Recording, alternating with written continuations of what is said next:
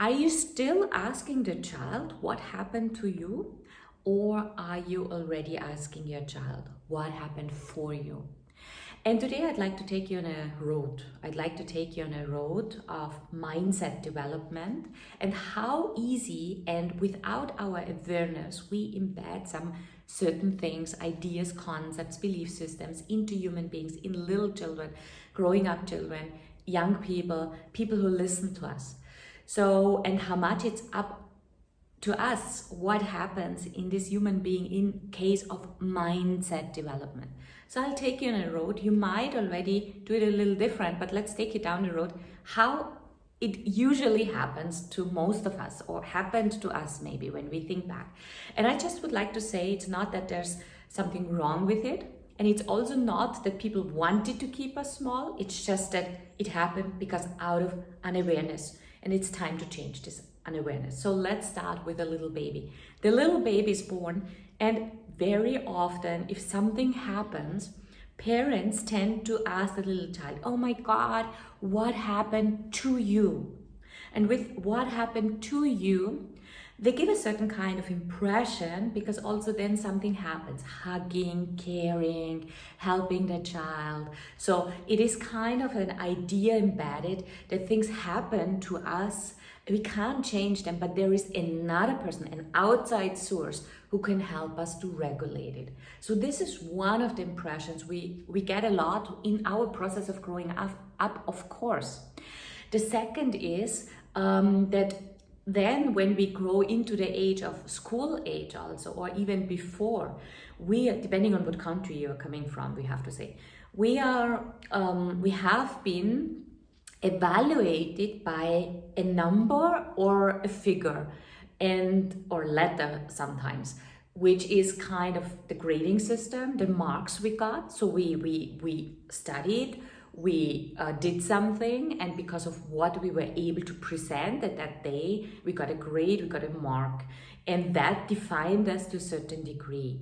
And there was a lot of comparison also going on, or still going on, between the children. Some parents compare, what did this child get, what did this child, why are you not getting the same? So we are again getting this impression that there is someone out there who is allowed, or who I allow to decide upon my worth, my value. And that is a second strong impression that we all grew up, and that still children grow up with.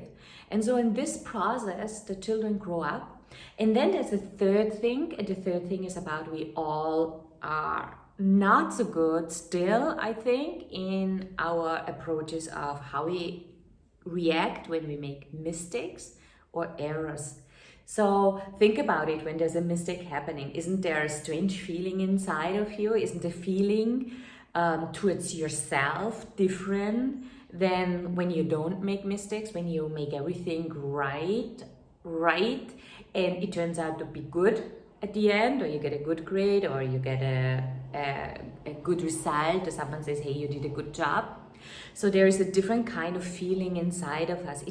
It's doing something with us. And that is the third part. Children observe our way of how we handle mistakes or errors. And this observing makes them understand how to handle mistakes. And a lot of the belief system and mindset in children is developed by observing other people, how they do it, because they themselves don't have yet a concept or a plan. And so there is, according to what mindset they observe, also some idea embedded of what is a mistake and if a mistake is good or not. So let's go back to the statement, what happened to you?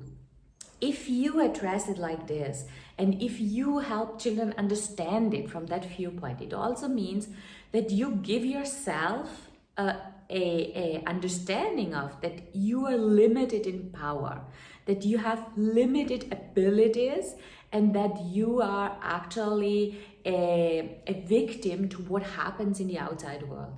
And the same we give to children the more we use this phrase, like what happened to you. Of course, if a child gets hurt, we may address a child with what happened to you, what now happened in that situation.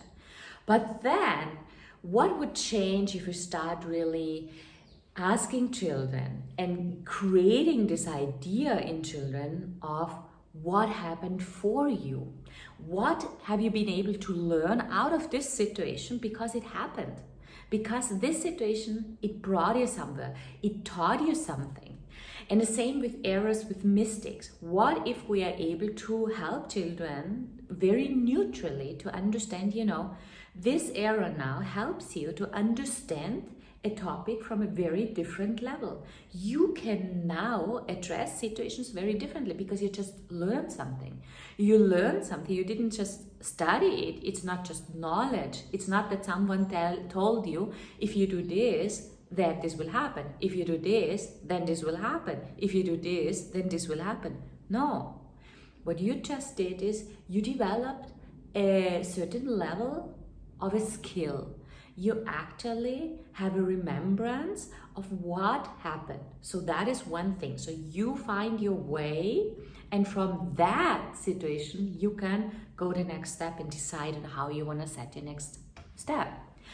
The part that I like you to be careful for is because when children make mistakes or if they hurt themselves, sometimes they don't want to repeat it because repeating causes the same pain that they had in that moment. So if something didn't work out and they got angry, so there is an emotional pain involved. So this pain they don't want to have. No one of us wants to have pain. And the same is true if they hurt themselves, then also they don't want to repeat it because there's a pain involved. So again, let's go to this interesting statement of what is this mistake and error for you? What is it for? And what happened for you to this one?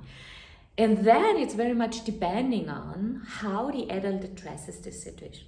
If in that case you say, oh, this happened because of that and that and that, and you should not ever try this again, we limit the ability of the child to grow one's potential in that area. Because it doesn't mean that you can't learn it on the long run. It just means that the approach might not have been perfect, that some skills are needed that you didn't have. So if we approach it from that positive mindset that we say, okay, what happened for you? What are you taking out of it? And how, next question, how will you approach it the next time so that you can go ahead and still reach your target or the result you want to have? That gives power to a human being. Whenever we address a child like this, we hand power to the child. We make the child strong. We make the self-esteem of the child strong. The child knows I'm worth trying. It's worth trying it. I have a good self-esteem. I am fantastic. I'm actually a great human being, and I am in process of growing, developing, and learning. So that is how I would recommend you to approach this situation. And I would recommend you to rethink your own mindset in regard of that, and all kind of programs that you have embedded.